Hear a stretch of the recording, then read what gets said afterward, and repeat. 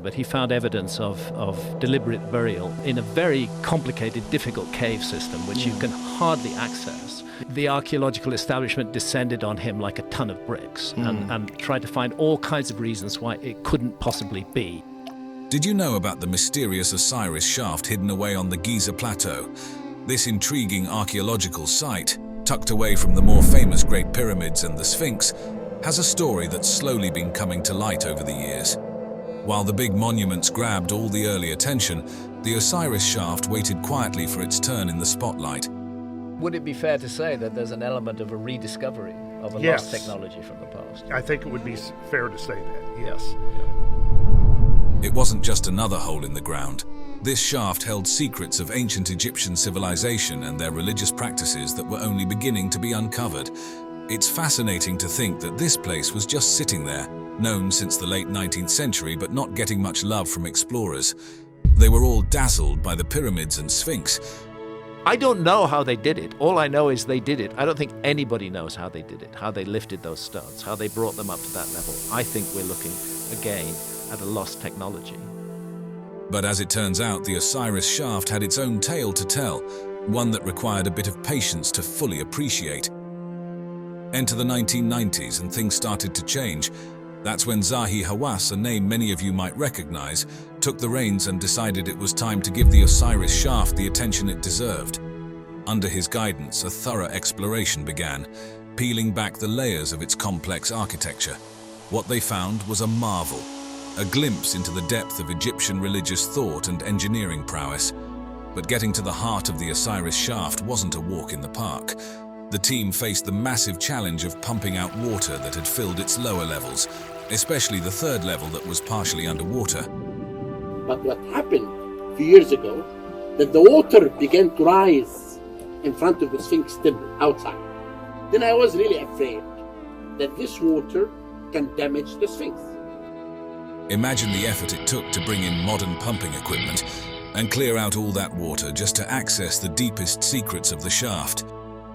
Its 3 levels diving deep into the earth turned out to be a fascinating puzzle of architecture, burial customs, and hidden treasures. The first thing that caught their eyes was the shaft's design itself. It's a marvel of ancient engineering, with each level serving its own mysterious purpose. Down at the very bottom, a large stone sarcophagus sits in a chamber that's partly underwater, painting a vivid picture of the ancient Egyptian underworld right there beneath our feet. It's as if they built their own version of the afterlife hidden deep in the Giza Plateau. But then there's the second level with its 6 empty burial shafts. Imagine the archaeologists' surprise finding them all vacant. It sparked so many questions. Were they plundered, or were they never meant to hold anything in the first place? This level offers a glimpse into the burial practices and rituals of the time, even if it leaves us guessing about some of the details. Despite the lack of inscriptions, a kind of ancient billboard that could have told us exactly who made this and when, the bits and pieces found throughout the shaft speak volumes. Pottery shards, fragments of stone vessels, and other small artifacts serve as breadcrumbs leading us back in time, suggesting that the Osiris shaft might hail from the New Kingdom period. It's like detective work, where every clue helps build a case for when this incredible structure came into being. But perhaps the most touching finds were the mummified remains tucked away in the smaller chambers around that central sarcophagus. It's one thing to study the grand monuments and temples, but it's another to come face to face with the people themselves. Analyzing these remains gives us a rare peek into the lives of those who once walked the streets of ancient Egypt, what they ate, how they lived, and maybe even how they died. Let's talk about Osiris for a moment. He's not your average deity, he's the ancient Egyptian god of the afterlife, death, and rebirth. The story goes that Osiris was betrayed by his brother Set, leading to a saga of death, dismemberment, and a resurrection that sounds like it came straight out of a blockbuster movie. His wife Isis put him back together and brought him back to life. Osiris's story is a cornerstone of Egyptian mythology, embodying the eternal cycle of life, death, and rebirth. And guess what? The Osiris shaft is like a 3-dimensional tribute to this epic tale. Down in the depths of the shaft, there's this chamber filled with water that's believed to represent the underworld. Imagine standing there in front of a large stone sarcophagus that's meant to symbolize Osiris's tomb. It's not just a tomb, It's a symbol of his journey through death and his role as the ruler of the afterlife. But why build such a place? Well, one theory is that the Osiris shaft was a venue for initiation rites. Think of it as a spiritual boot camp where participants would undergo trials, symbolizing death and rebirth, much like Osiris did. These rites weren't just for show. They were believed to impart secret knowledge and bring about a spiritual transformation in the initiates. Some even speculate that the shaft's design was guided by the stars, aligning with celestial bodies that the ancient Egyptians associated with Osiris and the afterlife. It's as if the shaft was a bridge between Earth and the heavens, a physical representation of the soul's journey after death.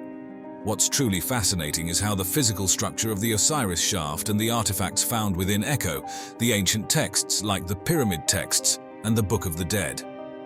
These texts offer a glimpse into the Egyptian view of the afterlife, complete with references to water, boats, and, yes, the significance of sarcophagi. It's like the shaft is a stone-bound version of these ancient scrolls, a tangible connection to the beliefs and rituals of a civilization long gone.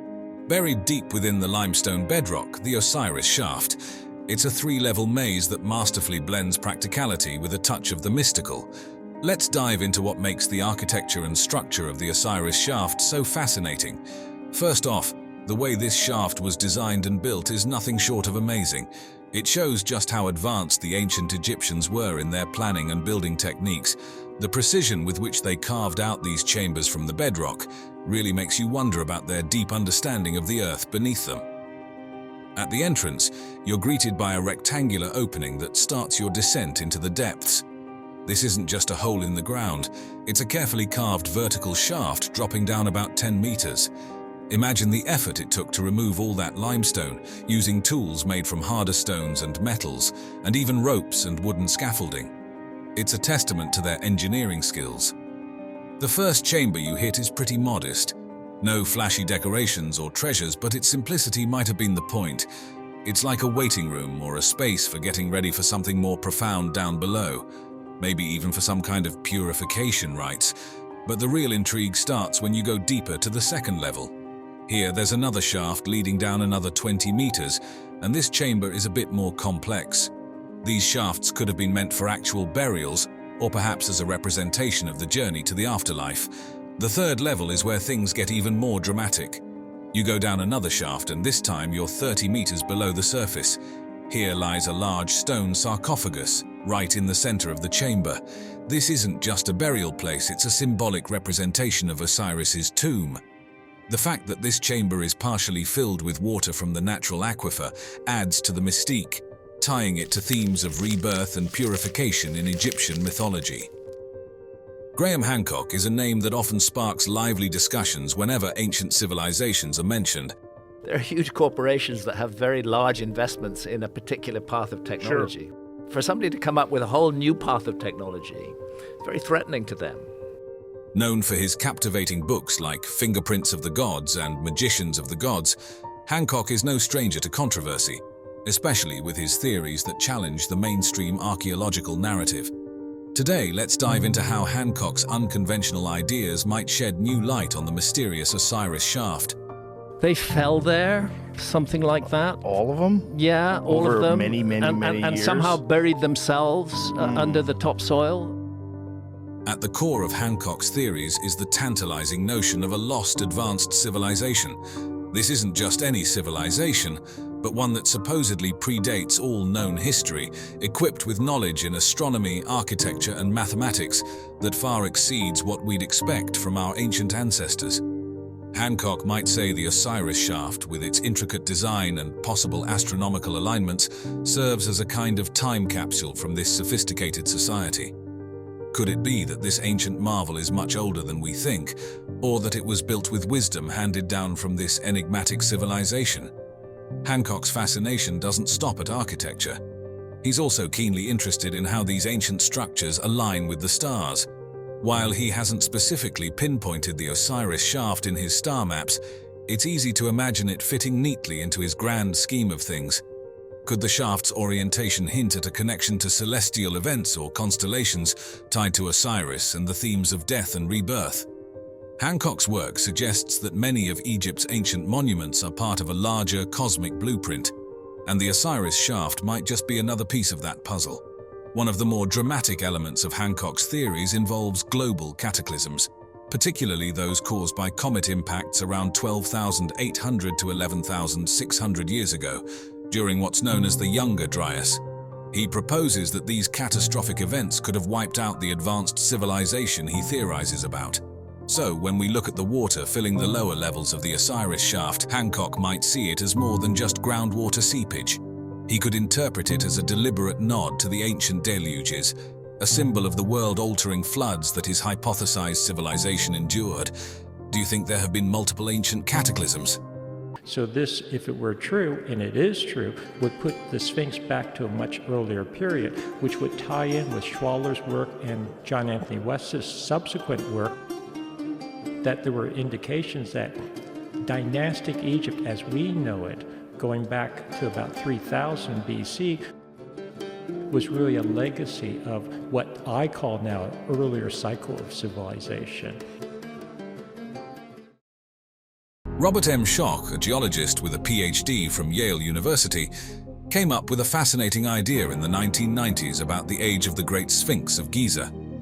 He noticed something interesting about the erosion patterns on the Sphinx and the surrounding area. Unlike the typical wind and sand erosion you'd expect in Egypt's deserts, these patterns looked more like they were caused by water. This was a big deal because it suggested that the Sphinx might be much older than we thought. Now, Graham Hancock, a well-known British author who loves digging into ancient mysteries, found Schoch's theory really interesting and started supporting it.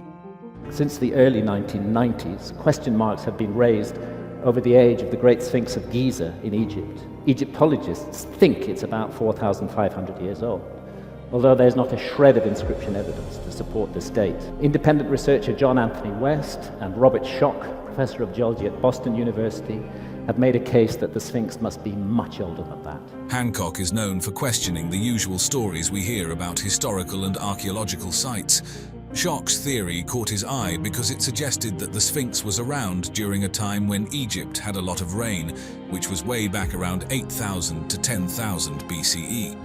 This idea of heavy rainfall leading to the erosion we see on the Sphinx today is really cool, but also quite controversial. You see, traditionally, archaeologists have dated the Sphinx to around 2500 BCE, during Pharaoh Khafre's time. They base this on where the Sphinx is located in the Giza pyramid complex and how it looks compared to other stuff from that period. But if Schoch is right and the Sphinx was actually built when it was much wetter in Egypt, then it could be thousands of years older than we thought, maybe even dating back to the Neolithic era. That's a pretty big shake-up in how we think about ancient Egyptian history. To put it bluntly, the Sphinx did not originate with Khafre in the 4th dynasty, and really the beginning of my serious work and career looking at ancient civilizations. Instead of the typical wear and tear you'd expect from wind and sand in a desert, the Sphinx had features like deep cracks, wavy lines on its limestone walls, and smooth, rounded edges. These are the kinds of things you usually see with water erosion, not wind or sand. Now, the Sphinx is made out of limestone, which is pretty easy for water to wear down. And what's interesting is that this limestone is made up of different layers, some harder than others. Schoch saw that the water erosion affected these layers in a way that you wouldn't really see if it was just wind and sand doing the damage. But here's where it gets even more intriguing. Schoch looked at the climate history of the Sahara Desert and the Giza area and found out that way back between 10,000 and 5,000 BCE, this place wasn't the dry desert we know today. It was actually pretty wet, thanks to something called the Neolithic subpluvial phase. We know there were hyper-arid Sahara conditions on the Giza Plateau for the last 5,000 or so years. And this ties in with the origins of civilization, according to the standard story, which is that civilization began between 4,000 and 3,000 BCE. This was a time when there was a lot more rain. So Schoch thinks that this rainy period might have caused the kind of water erosion we see on the Sphinx, suggesting it's much older than we thought, maybe even dating back to these wetter times. This goes against the usual dating of the Sphinx to around 2500 BCE during Pharaoh Khafre's reign, based on its style and where it's located in the Giza pyramid complex. Schoch's idea definitely shakes things up in terms of how we think about the Sphinx's age. So Robert Schoch didn't just look at the Sphinx in isolation when he was thinking about this whole water erosion idea. He actually compared the wear and tear on the Sphinx with other ancient limestone sites that had been exposed to a lot of rain. This was his way of checking if what he saw on the Sphinx matched up with known patterns of water erosion elsewhere. It's like looking at different worn-out jeans to figure out if they got ripped from climbing trees or just from washing them a lot. He found sites with a clear historical background where they knew for sure that rain had done its thing over the years. When he looked at these places, he noticed that the erosion patterns were quite similar to what he was seeing on the Sphinx. This kind of bolstered his argument that the erosion on the Sphinx could really be from water, not just wind or sand. You look at the evidence, and that's really where I was coming from. But my point is that even in the late 1980s, early 1990s, when I first got involved with this, if I looked at it critically, the evidence was not that definitive for the age of the Sphinx. Schoch's approach was pretty comprehensive. He wasn't just a geologist looking at rocks. He was also considering the weather patterns from thousands of years ago and what archaeologists were saying about these ancient sites. It's like he was piecing together a big jigsaw puzzle from different fields of study.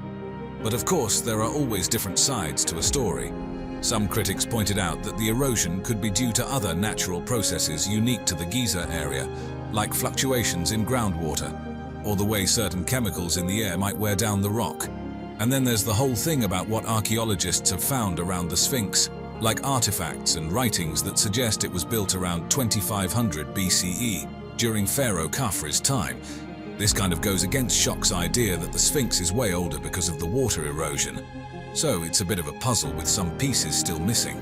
Graham Hancock has this really intriguing idea about an ancient civilization that he thinks existed way before the ones we usually learn about in history books, like the Egyptians, Sumerians, and the Indus Valley folks. He reckons this civilization was around many millennia earlier, and that it might have been wiped out by a huge comet impact around 10,000 BCE. Imagine that a whole advanced society just gone in the blink of an eye, leaving only bits and pieces behind. And here's where it gets even more interesting. Hancock thinks this civilization wasn't just hanging out in one spot, it was all over the place, having a global influence. He suggests that after whatever disaster hit them, the survivors might have traveled far and wide, sharing their knowledge and helping kickstart other ancient cultures. Hancock dives into myths and oral traditions from all over the world too. He's not just dismissing these stories as old wives' tales, but considering them as potential historical records. For example, he's really interested in the flood myths that pop up in different cultures. He thinks these might be a collective memory of a real event that had a huge impact on this lost civilization. The best explanation is that floods of icy meltwater released by the heat and kinetic energy of the impacts flowed off the North American ice cap and into the Atlantic Ocean, where they interrupted the Gulf Stream, a key element of the central heating system of our planet, hence the sudden and dramatic cooling. Now, Hancock is big on astronomy. He points to how some ancient structures, like the Giza pyramids and the Sphinx, line up with certain stars and constellations. He thinks this isn't just a coincidence, but a sign of advanced astronomical knowledge. He's also into the idea that these ancient folks understood the precession of the equinoxes. That's a fancy term for a slow shift in Earth's rotation over a 26,000-year cycle. If he's right, it means they were way ahead of their time in understanding the cosmos. Graham Hancock has this captivating theory about ancient civilizations and their architectural wonders. He's really into how these old structures, like the pyramids in Egypt, Stonehenge, and those incredible megalithic sites in South America, show off some serious engineering and architectural skills. Hancock reckons that to build these things with such precision and detail, those ancient folks must have had some advanced knowledge and technology that we don't usually give them credit for. Take, for instance, the way the stones are cut at Pumapunku in Bolivia. Hancock points out that the cuts are so precise, it's as if they had access to some really advanced tools. And when it comes to building massive structures, he's all about the techniques they must have used. He's amazed at how accurately these huge stones were fitted together, often without any mortar, and wonders how on earth they moved and positioned stones that weigh several tons. This isn't just your everyday heavy lifting. We're talking about some serious know-how in engineering and possibly some clever uses of leverage and pulley systems. Now he doesn't stop there. He's also fascinated by the mathematical and geometrical knowledge that these structures reveal.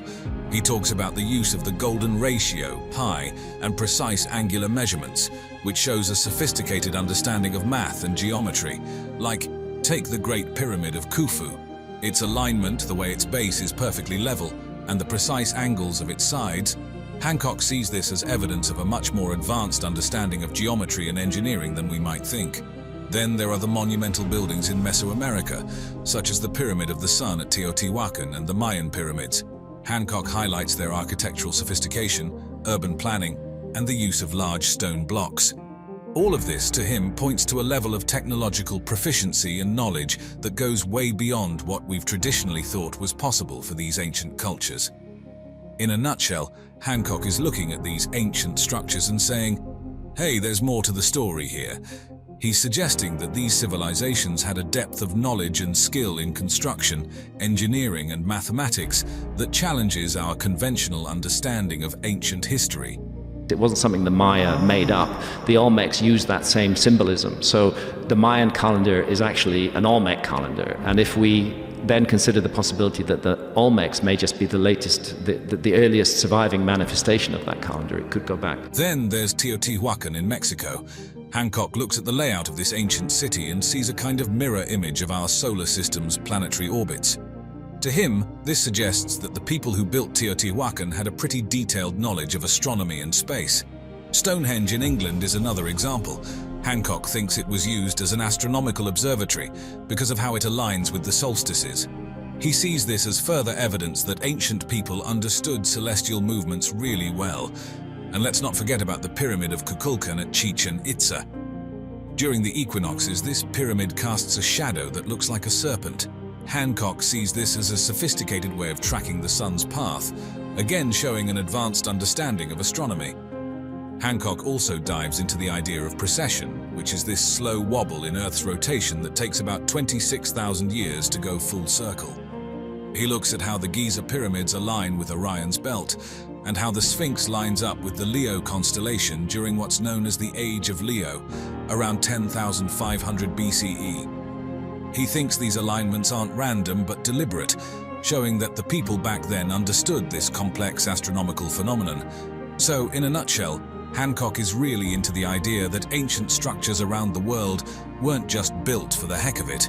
He believes they were deliberately aligned with stars, constellations, and celestial events, showing that ancient civilizations had a much deeper understanding of astronomy than we usually give them credit for. This is one of the things that, the archaeologists and the prehistorians, people are looking at that, have failed to take into account.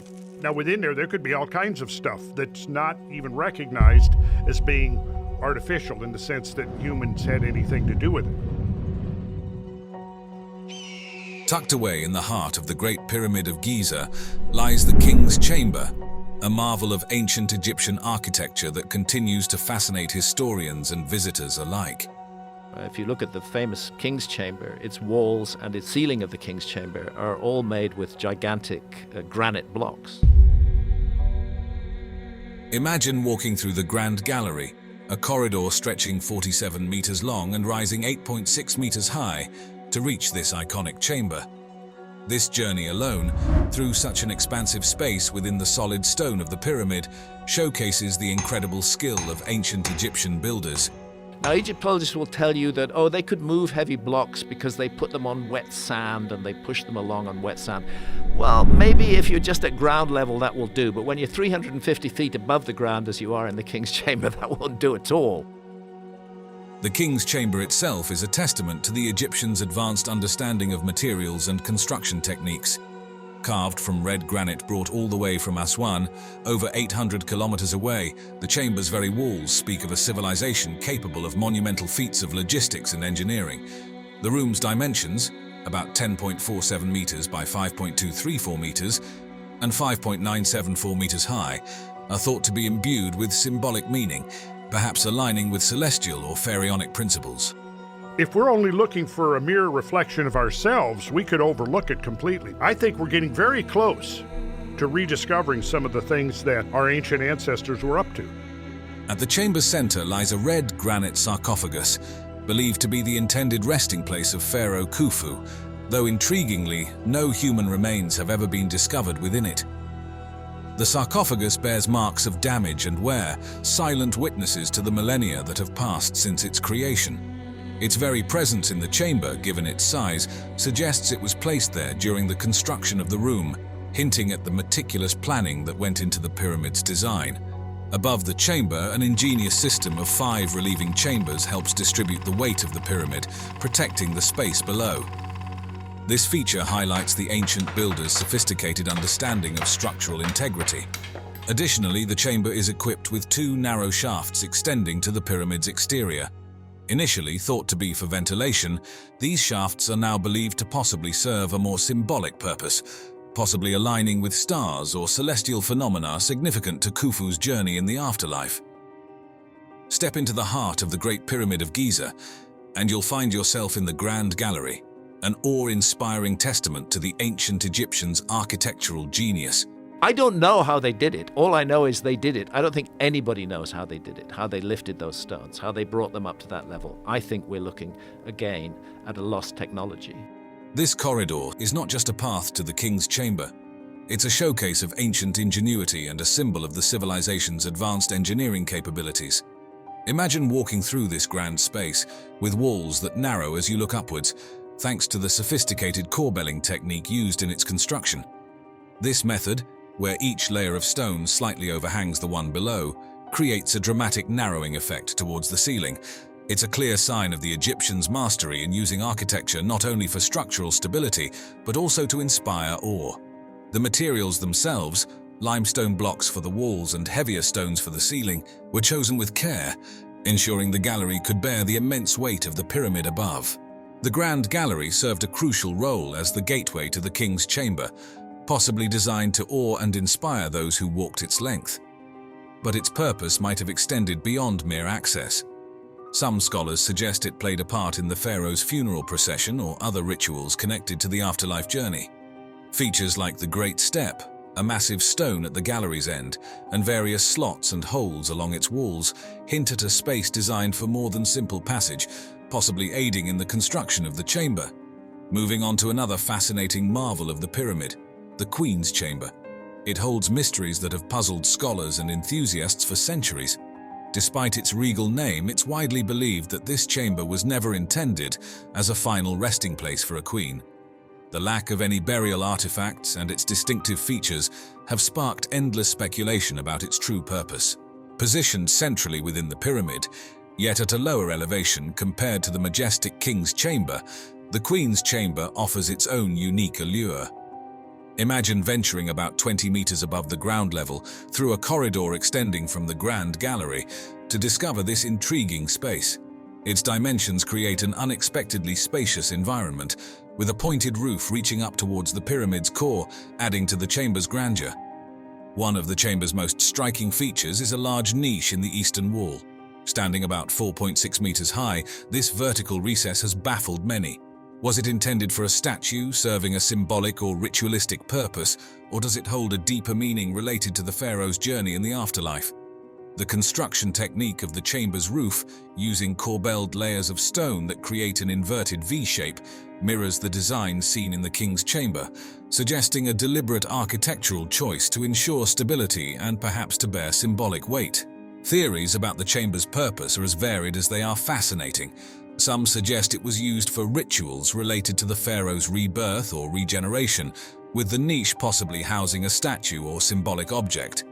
Others propose that its location and design might reflect ancient Egyptian cosmological beliefs or serve a more mundane purpose, like distributing the pyramid's weight or housing a statue of the deceased in a serdab-like arrangement. Recent technological advances have opened new doors in understanding the Queen's Chamber.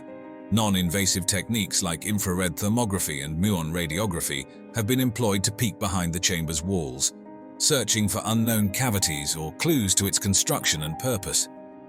Within the Great Pyramids lays another mystery.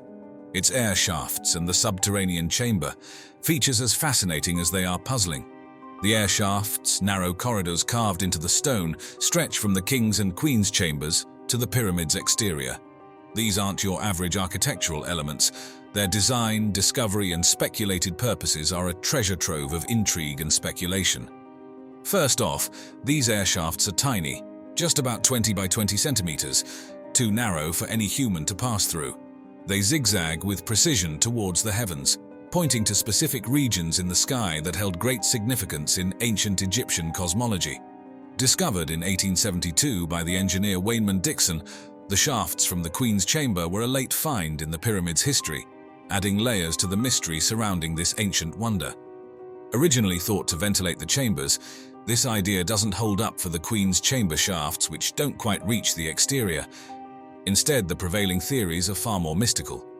Some believe these shafts were aligned with stars or constellations like Orion and Sirius, linking the pharaoh with the gods of the afterlife. The intrigue doesn't end there. With modern tech, robotic cameras probe these shafts, uncovering doors and chambers within, deepening the mystery. What were these ancient engineers up to? The plot thickens with the subterranean chamber, a rough-hewn space carved into the bedrock. Unlike the finished elegance of the pyramid's upper chambers, this one's all raw edges and mystery, suggesting it was abandoned mid-construction. Was it intended as Khufu's original tomb, a symbolic underworld, or something more practical like a flood defense? Theories abound, but no one's quite cracked the code. This chamber's unfinished nature has led to all sorts of speculation about its purpose and why it was left incomplete. Imagine stumbling upon a hidden chamber within one of the world's oldest and most mysterious monuments. That's exactly what happened when scientists discovered the Big Void, a revelation that's as thrilling as it is mystifying. The key to uncovering the Big Void was muon radiography, a fancy term for a technique that uses naturally occurring particles called muons, which rain down from the Earth's atmosphere. These particles have the unique ability to penetrate solid stone, providing a way to peek inside the pyramid without drilling or causing damage. By detecting variations in muon density, scientists can identify empty spaces, like our newly found void. This discovery was the result of international teamwork, part of the Scan Pyramids project, which brought together experts from around the globe to explore the pyramid's innermost secrets. So, what do we know about the Big Void? Well, it's situated above the Grand Gallery, a known cavity within the pyramid, and stretches for at least 30 meters, roughly the length of the gallery below. Its size suggests it was a significant part of the pyramid's design, but its purpose remains a tantalizing mystery. Was it intended to relieve weight from the Grand Gallery below, a hidden chamber for ceremonies, or perhaps just an architectural quirk? The truth is, we're not quite sure yet. The discovery of the Big Void opens up new avenues for exploration and research. Scientists are now considering more advanced methods to study the void in detail, like drilling small holes to insert cameras, all without harming the pyramid's structure. This void could provide invaluable insights into how the ancient Egyptians built such monumental structures and why they included such spaces within the pyramid's design. Each new discovery within the Great Pyramid is a piece of the puzzle in understanding one of humanity's most remarkable achievements.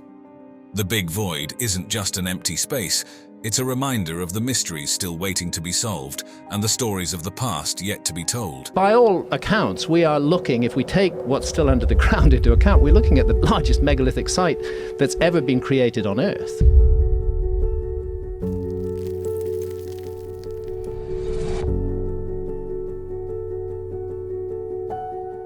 Göbekli Tepe is a site that truly boggles the mind, taking us back over 11,000 years to a time when prehistoric peoples demonstrated remarkable capabilities that challenge our understanding of early human civilization.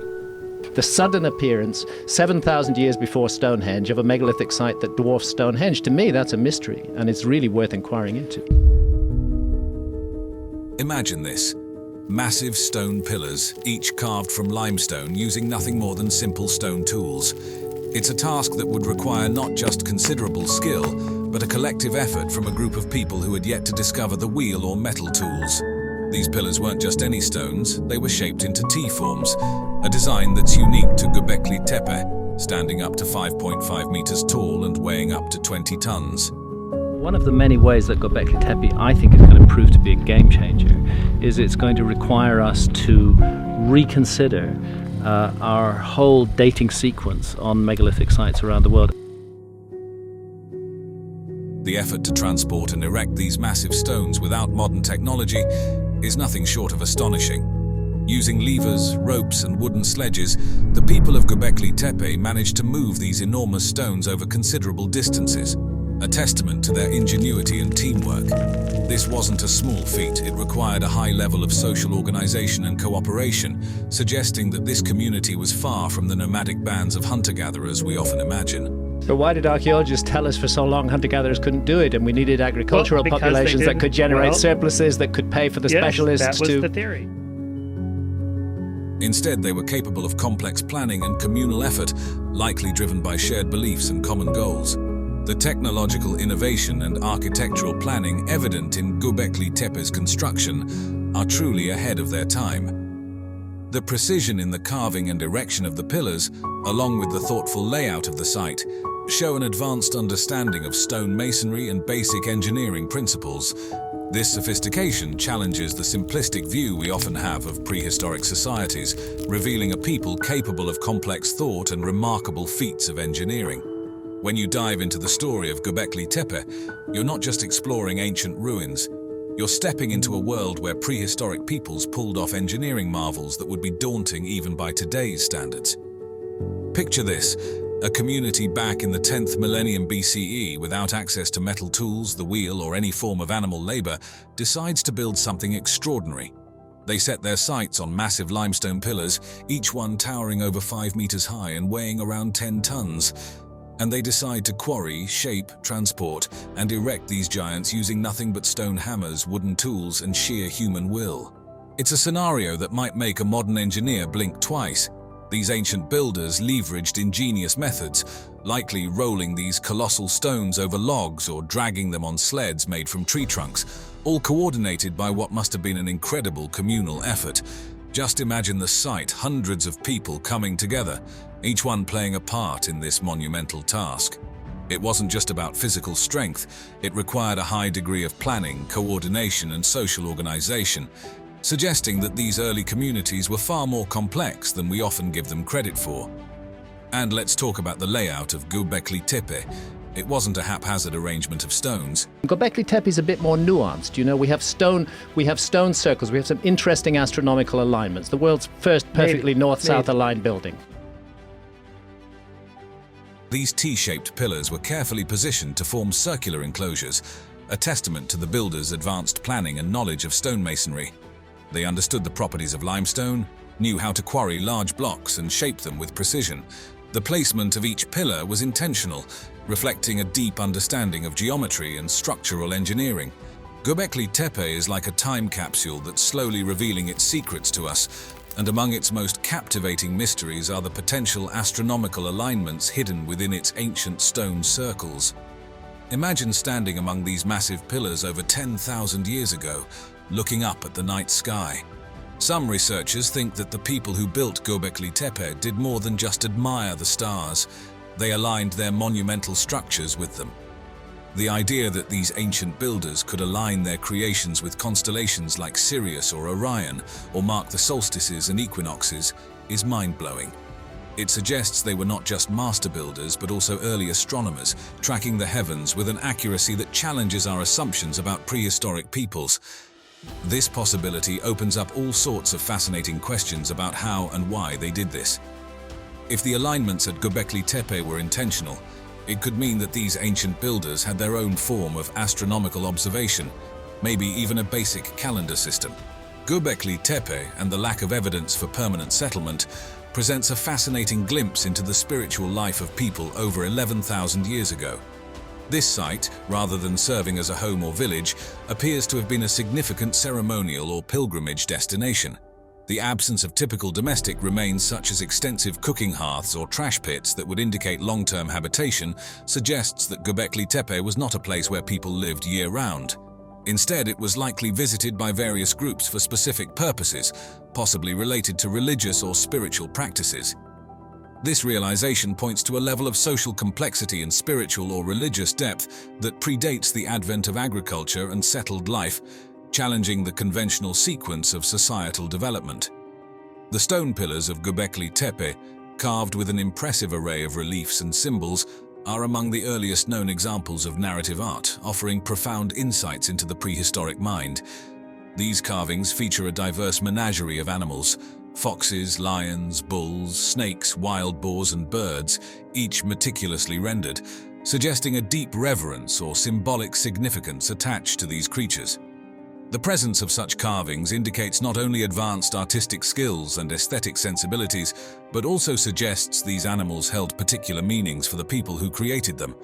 They could represent clan totems, spiritual guides, or mythological stories central to the community's beliefs and rituals. Moreover, the humanoid figures, some of which appear to be depicted wearing animal skins, hint at early forms of shamanistic practices, or the veneration of deities or priests donned in ceremonial garb. These figures could represent intermediaries between the physical world and the spiritual realm, playing crucial roles in the rituals and ceremonies conducted at the site. The abstract symbols found alongside the more representational carvings add another layer of complexity to our understanding of Göbekli Tepe's spiritual significance. These symbols could be early attempts at encoding sacred knowledge, marking significant events, or conveying complex concepts related to cosmology, theology, or social order. The carvings on Göbekli Tepe's pillars, therefore, are not merely decorative, but are deeply imbued with meaning, serving as a tangible connection to the beliefs, rituals, and cosmologies of prehistoric peoples. They provide a window into a world where spirituality was expressed through the medium of stone, and where the natural and supernatural realms were closely intertwined. The story of Göbekli Tepe is like something out of a movie, an ancient site buried under tons of soil and debris around 8000 BCE, only to be rediscovered and shake up everything we thought we knew about the dawn of civilization. This wasn't just a case of a lost city getting swallowed up by the sands of time. It was an intentional act, a massive project that likely took as much effort and organization as the construction of the site itself. Why would a society go through such lengths to bury this place? The theories are as fascinating as they are varied, ranging from ritualistic closure to a strategic move for preservation against natural disasters or even invasions. But here's the kicker. Göbekli Tepe turns the Neolithic revolution's narrative on its head. The common story is that agriculture kick-started the rise of complex societies and monumental architecture. The idea that we come across that another turn of the spade reveals information that causes us to reconsider not just was it hunter-gatherers or agriculturalists, but perhaps something bigger than this is involved. Yet here we have an elaborate complex built by hunter-gatherers long before farming took hold. It suggests that the impulse to gather for religious or ceremonial reasons might have been a driving force behind settling down and forming communities. This discovery forces us to rethink not just the timeline of human history, but the very factors that drive societal development. Göbekli Tepe shows us that hunter-gatherer societies were capable of a level of organization, cooperation, and spiritual expression that we usually only attribute to settled farming communities. It hints at a world where shared beliefs and rituals were the glue that held societies together, potentially paving the way for the transition to a sedentary lifestyle. The people in Egypt, they believed in what's called Kemet, the people that existed before the Egyptians. When we hear these stories about the Great Pyramid being a tomb for the pharaoh, it's worth mentioning that even the locals didn't believe that.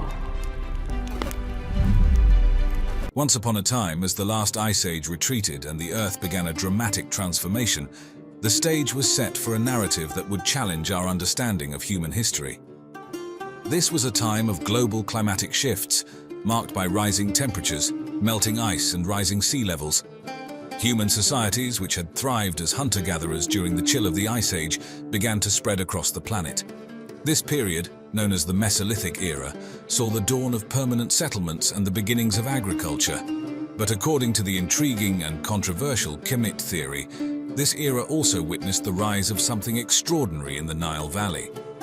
The Great Pyramids and their relationship to the River Nile reflect the sky of 12,500 years ago, not 4,500 years ago. The proponents of the Kemet theory weave a tale of an advanced civilization, one that allegedly emerged amidst these climatic upheavals. This civilization, they claim, was not just advanced for its time, but possessed knowledge and technology that would leave later societies in awe. Their mastery, it is said, extended across various domains. In the realm of astronomy, the people of Kemet supposedly had an intricate understanding of celestial bodies. They could track astronomical events with precision, knowledge that they might have used to develop sophisticated calendar systems and guide their agricultural activities. The Great Pyramid is an incredibly complicated monument, but those who built it had an enormous knowledge, which they manifested in the Great Pyramid. But their expertise did not end with the stars. The architectural marvels of ancient Egypt, such as the pyramids, are believed by adherents of this theory to be remnants of this earlier, more sophisticated civilization. Further, this mysterious civilization is credited with extraordinary advancements in medicine and mathematics, and perhaps even in fields of energy and physics that modern science has yet to rediscover. The legacy of their knowledge, it is suggested, was far-reaching. The proponents of the Kemet theory point to various pieces of evidence to support their claims. They observe geological anomalies that mainstream archaeology might overlook or interpret differently. For instance, the erosion patterns on the Sphinx and certain features of the pyramids are argued to be much older than the established timeline suggests. The Great Sphinx was subjected to about 1,000 years of heavy rainfall, and that's the only time you find that heavy rainfall on the Giza Plateau is the Younger Dryas. Between roughly 12,800 and 11,600 years ago. You certainly didn't find it 4,500 years ago when the Sphinx was supposed to have been made. Proponents cite water erosion marks on the Sphinx, which they claim point to a construction date that predates the aridity of the Sahara Desert. Moreover, the theory draws on mythological and cultural parallels. It notes similarities in ancient myths, religious practices, and architectural styles across different cultures. These similarities are interpreted as echoes of a shared source of ancient wisdom, potentially originating from Kemet. According to the narrative of the Kemet theory, after a catastrophic event, the survivors of this advanced civilization dispersed globally. This diaspora, the story goes, spread their advanced knowledge far and wide. This could, as the theory suggests, explain the sudden rise of complex civilizations and monumental architecture in various parts of the world. In the annals of alternative historical narratives, the Kemet theory stands out as a captivating tale of a civilization steeped in mystery and marvel. This story begins with the assertion that an ancient civilization, referred to as Kemet, once flourished with knowledge and technologies so advanced that they remain incomprehensible even to contemporary science. The echoes of this lost civilization are believed to be found in the monumental achievements of ancient Egypt, particularly in the realms of astronomy and engineering. In the realm of engineering, the pyramids, especially the Great Pyramid of Giza, are often presented as the pinnacle of Kemet's architectural prowess. The mystery of the construction of the Great Pyramid, which, contrary to archaeological views, has never been solved. Right. Nobody knows how it was done. I mean, you are looking at 6 million tons, 13-acre footprint, 481 feet tall, 2.5 million blocks of stone in its construction. How'd they do it? Nobody knows how it was done. The theory marvels at the precision and scale of these constructions. It questions how the ancient Egyptians of later periods, with their known tools and technologies, could achieve such feats. The meticulous alignment of the pyramids to true north, the transport and assembly of massive stone blocks, and the use of advanced mathematics, including pi and the golden ratio in their design, are all highlighted as indicators of a superior technological capability. Venturing further into the realm of speculation, some proponents of the Kemet theory suggest that this civilization might have harnessed unknown forms of energy or technology. Ideas range from the use of acoustics and vibrations for stone cutting and levitation, to more esoteric notions involving the manipulation of electromagnetic fields or other unseen natural forces. The dawn of the early dynastic period heralded a monumental shift. Egypt, which had been divided into upper and lower regions, was unified under the rule of King Narmer, a seminal event immortalized on the famed Narmer palette. This unification gave birth to the first dynasty and set the stage for a cultural renaissance. Hieroglyphic writing emerged, a sophisticated system that allowed for intricate record-keeping and administration. Royal tombs, grand in their design, began to dot the landscape at Abydos and Saqqara, religious practices grew more elaborate, with gods like Ra and Osiris gaining prominence, and the first pyramids, like Djoser's step pyramid designed by Imhotep, began to reach towards the heavens. The Old Kingdom, often hailed as the Age of the Pyramids, saw the construction of these iconic monuments reach its zenith. What happened was that in later times, the ancient Egyptians, who were the inheritors of the culture that originally established the Giza Plateau, that the ancient Egyptians found it necessary to restore and modify some very ancient monuments. The Great Pyramid of Giza, a marvel of engineering and architecture, stood as a testament to the pharaoh's godlike status. Art and culture flourished with the Sphinx of Giza, a colossal statue combining the body of a lion with the head of a pharaoh, embodying the period's artistic audacity. However, this golden age was not to last. Political instability and the decentralization of power eventually ushered in the First Intermediate Period, a time of decline and turmoil. Out of chaos, the Middle Kingdom arose, a period marked by reunification and stability under rulers like Mentuhotep II. Literature and art saw a renaissance, with works like The Tale of Sinuhe, reflecting a more realistic and individualistic portrayal of life. Trade expanded, and fortifications were strengthened, signaling a kingdom more secure and prosperous than ever. The New Kingdom heralded an era of empire building, with Egypt's influence stretching from modern-day Syria to Sudan. This was the age of famous pharaohs like Hatshepsut, Akhenaten, Tutankhamun, and Ramesses II. Akhenaten's radical attempt at religious reform, introducing monotheistic worship of Aten, marked a brief but significant departure from traditional beliefs. Architectural achievements reached new heights, with the construction of grand temples at Karnak and Luxor, and the creation of the Valley of the Kings. Following the New Kingdom, Egypt entered a period of decline. The Third Intermediate Period was characterized by political fragmentation, and the late period saw foreign invasions and rule by Nubians, Assyrians, and Persians. The final phases of ancient Egyptian civilization were under the Greek Ptolemaic dynasty and Roman rule, marking the end of a civilization that had lasted for... But what they don't like is the notion that certain knowledge and information accumulated by that culture was passed down all around the world, so that you find the same essential ideas in Mesopotamia, in ancient Egypt, in the Amazon rainforest, in Mexico, in Guatemala, amongst the Mayan culture, for example. The same essential ideas are being repeated. The traditional Egyptology timeline reveals a civilization of incredible depth and complexity. From their architectural feats to the intricacies of their religious beliefs and social structures, the ancient Egyptians left an indelible mark on human history. Their story, woven into the fabric of the Nile's fertile valleys, continues to captivate and enlighten, a testament to the enduring legacy of one of the world's most remarkable civilizations. In the tapestry of human history, woven with the threads of established facts and intriguing mysteries, the Kemet theory presents a fascinating narrative. Central to this story is the concept of a global cataclysm, linked to the Younger Dryas impact hypothesis, which is believed to have had a profound and lasting impact on human civilization, particularly on a sophisticated society known as Kemet. The stage for this narrative is set against the backdrop of the Younger Dryas, a period that occurred around 12,800 to 11,500 years ago. This era was marked by a sudden and drastic cooling of the Earth, interrupting the gradual warming that followed the last ice age. The Younger Dryas impact hypothesis posits that this climatic anomaly was triggered by a comet or meteor impact, or possibly multiple impacts, around 10,900 BC. The hypothesis suggests that these cosmic collisions led to widespread fires, the creation of a dust cloud that blocked sunlight, and a resultant rapid return to cold conditions. Proponents of this hypothesis point to geological evidence like nanodiamonds and microspherules found in sediment layers as signs of this ancient cosmic event.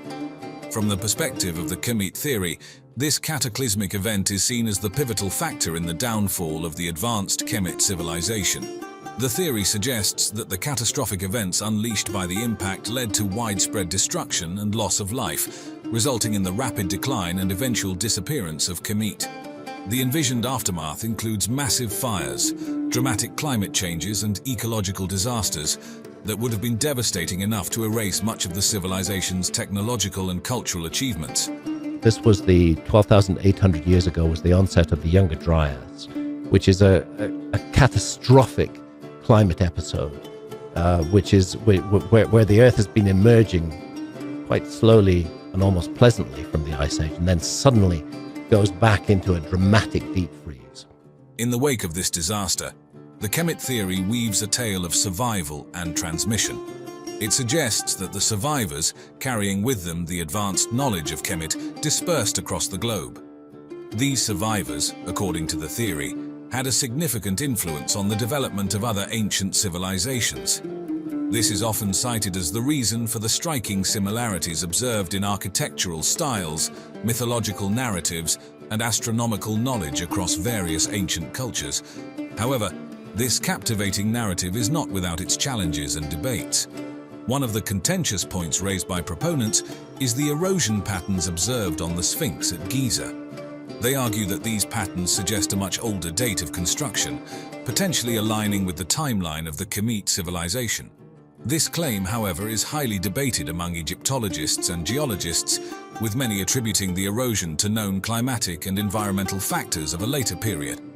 Similarly, questions raised about the conventional understanding of pyramid construction techniques are used to support the theory's claim of more advanced technology. Critics, on the other hand, argue that the methods proposed by mainstream archaeology are plausible and consistent with the available evidence. The theory also draws on mythological and architectural parallels across different ancient cultures, interpreting these similarities as evidence of a shared ancient knowledge base. Mainstream scholars, however, typically view these parallels as examples of convergent cultural development or shared human experiences and archetypes, rather than proof of a single disseminated ancient wisdom. The archaeologists and the prehistorians, people are looking at that, have failed to take into account the severity of these events we're talking about.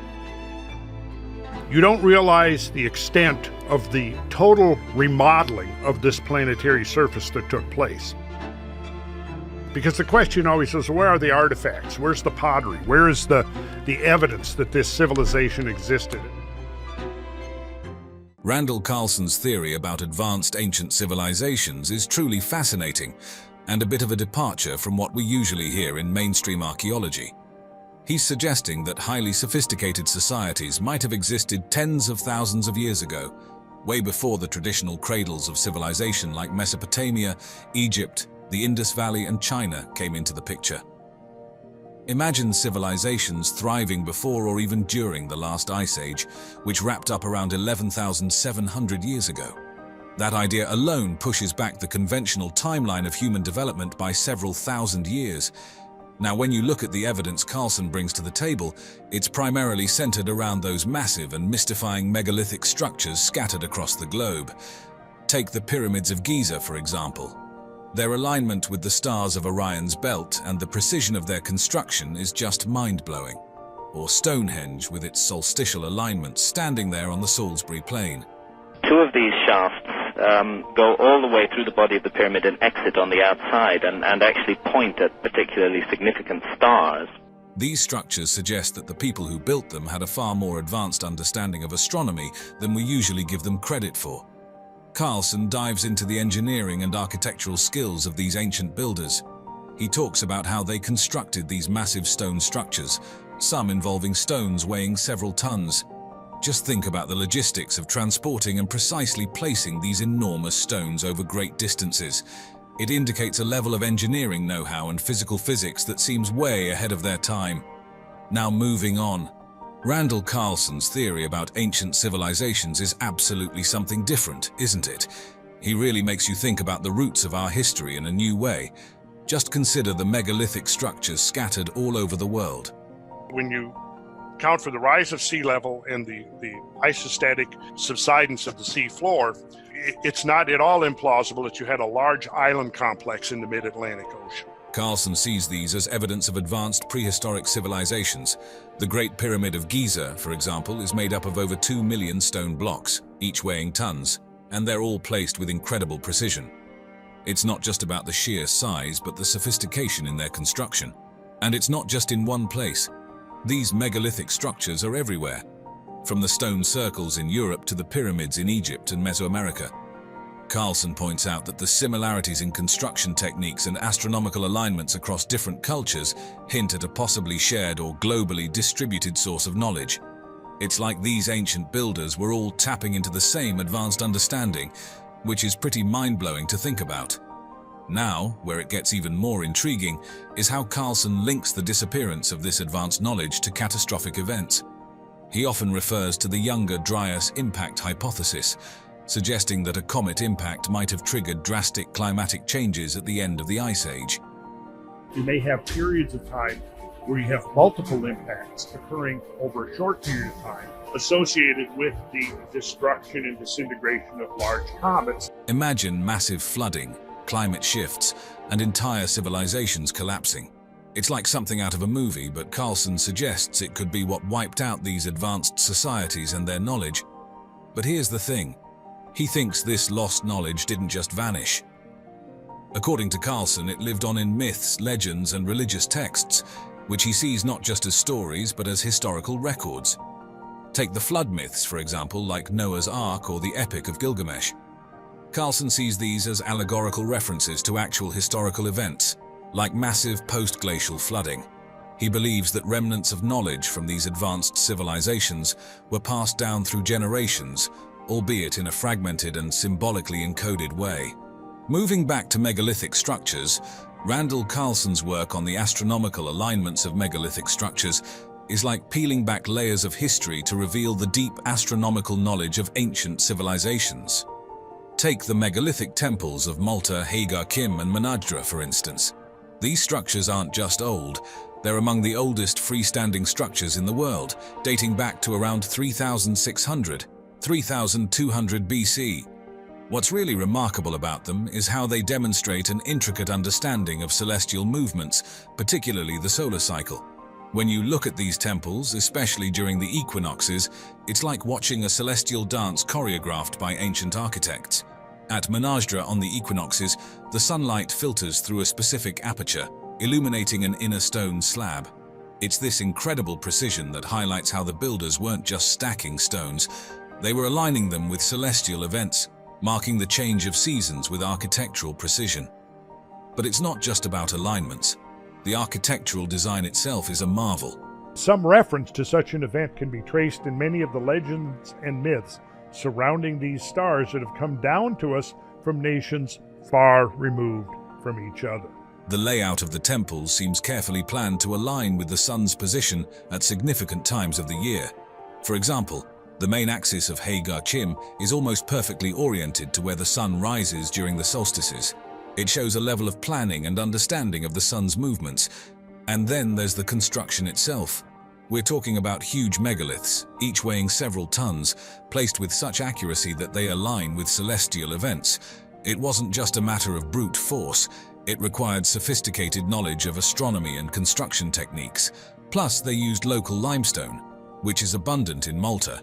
The complexity of these temples goes beyond just their size or the weight of the stones. They have multiple apses, altars, and intricate carvings, all forming part of a complex architectural design. The series of semicircular chambers connected by a central corridor, and their alignment with specific astronomical events. The pyramids of Giza, especially the Great Pyramid, the precision with which these pyramids align to the cardinal points of the compass is just mind-boggling. Think about it. The Great Pyramid, built for Pharaoh Khufu around 2580–2560 BC, is aligned almost perfectly north, south, east, and west. The northern side aligns to within a fraction of a degree of true north. Considering the era it was built in, that's an incredible feat of geometry and astronomy. The construction techniques themselves are a mystery. The ancient Egyptians might have used stars or the sun's path to find true north, which implies they had advanced surveying techniques and a deep understanding of angles and straight lines. It's impressive when you consider the tools and technology available at the time. Then there's the fascinating Orion correlation theory. This theory suggests that the layout of the three main pyramids at Giza mirrors the stars in Orion's belt. Proponents like Robert Bauval believe this alignment was intentional, reflecting a belief in the connection between the heavens and the afterlife. They speak of these two regions of the sky, the southern sky with the stars of Orion, and can we move one slide up? Here's a nice view of them. They're pristine, by the way. It's really eerie how they carve those texts by hand, and some of the details is extraordinary. With Orion associated with Osiris, the god of rebirth and the afterlife, the pyramids in this view were not just tombs but also celestial maps and gateways for the pharaoh's soul to the afterlife. The smallest pyramid, Menkaura's pyramid, is slightly offset, mirroring the offset of the smallest star, Mintaka, in Orion's belt, which adds another layer of intrigue to this theory. The design of the pyramids also incorporates alignments with the sun and specific stars and constellations. For example, certain shafts within the Great Pyramid align with particular stars. These could have been more than architectural features. They might have held spiritual significance, possibly serving as pathways for the pharaoh's soul to the stars. Also, on specific days of the year, the sun sets between the pyramids, creating a visual spectacle likely significant in ancient Egyptian ceremonies. Now one of the most known megalithic structures. Would it be fair to say that there's an element of a rediscovery of a lost technology from the past? I think it would be fair to say that, yes. Stonehenge, out there on the Salisbury Plain in Wiltshire, England. What's particularly fascinating about Stonehenge is its astronomical alignment and how it was constructed. The way it lines up with the summer solstice is probably what it's most famous for. On the longest day of the year, the sun rises right over the heel stone, which is set just outside the main stone circle. As the sun comes up, its rays shoot straight through the entrance and light up the center of the circle. Stonehenge also aligns with the winter solstice and possibly other celestial events. During the winter solstice, the sunset is framed by those massive stone trilithons, and some experts think it might even line up with lunar phenomena, which just adds another layer to how the builders understood both the sun and the moon's movements. When you think about how Stonehenge was built, it's even more mind-blowing. The final form was completed around 2500 BC, but it was built in phases over about 1,500 years. The main part of the monument is made up of these huge sarsen stones arranged in a circle, and there are smaller blue stones that were brought over from Wales. That's over 150 miles away. And then there's the layout of the stones. They're set up in this specific geometric pattern with an outer circle, an inner horseshoe arrangement, and those trilithon structures. The precision in the layout and how the stones are oriented show a really deep understanding of geometry and astronomy. It's not just a bunch of rocks placed randomly. Everything at Stonehenge is set up with purpose and meaning, which makes you wonder a little bit, doesn't it?